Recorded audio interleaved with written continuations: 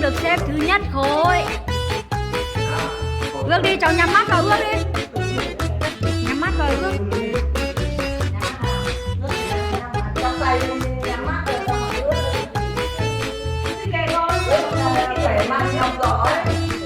Cháu ước năm sau không phải đi đến gặp bác sĩ Bu nữa.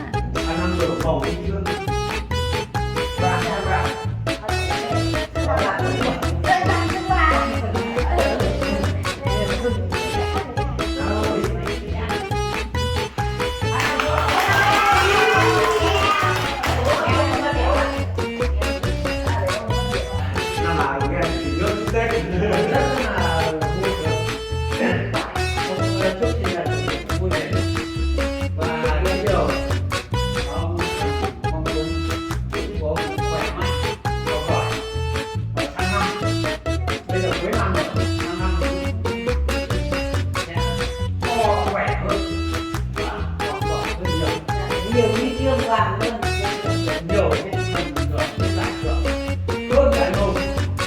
Cố gắng em phải hơn anh, đấy là điều mong muốn con. Thế với cái gia đình, cô mong muốn là bố mẹ giúp thương yêu nhau, biết lòng thương yêu nhau giúp. Năm nào thế cô đều dành cái điều kiện, cái thời gian, cái tình cảm, cô chăm lo giúp rất nhiều.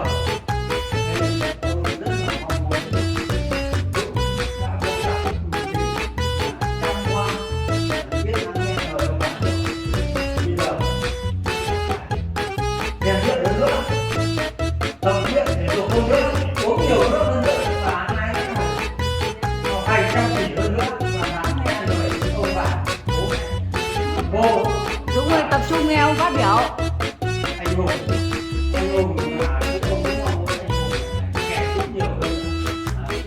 Và cô là dành thêm một điều kiện cho Dũng vào thì nó cho Dũng để hoạt động. Sinh nhật ông tuổi.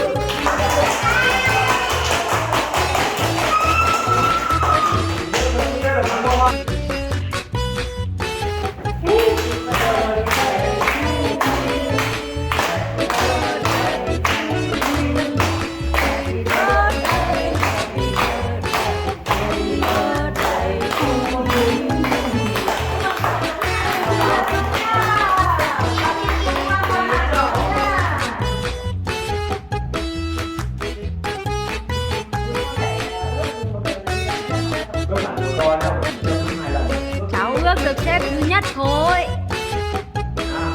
Ước đi cháu, nhắm mắt vào ước đi. Nhắm mắt vào ước.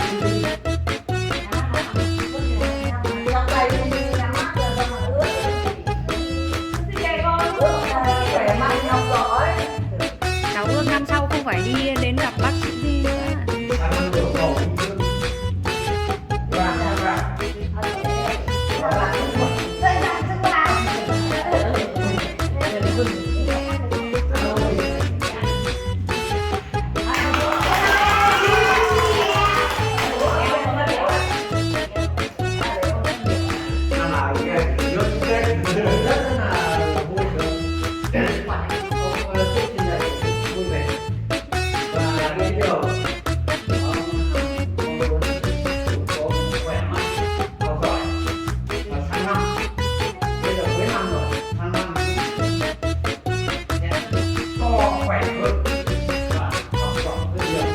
nhiều huy chương vàng luôn, nhiều cái phần thưởng, cái giải thưởng hơn cả nồi. Cố gắng em phải hơn anh, đấy là điều mong muốn con. Thế với cái gia đình, cô mong muốn bố mẹ giúp thương yêu nhau, biết lòng thương yêu nhau giúp. Năm nào thế cô đều dành cái điều kiện, cái thời gian, cái tình cảm, cô chăm lo rất nhiều.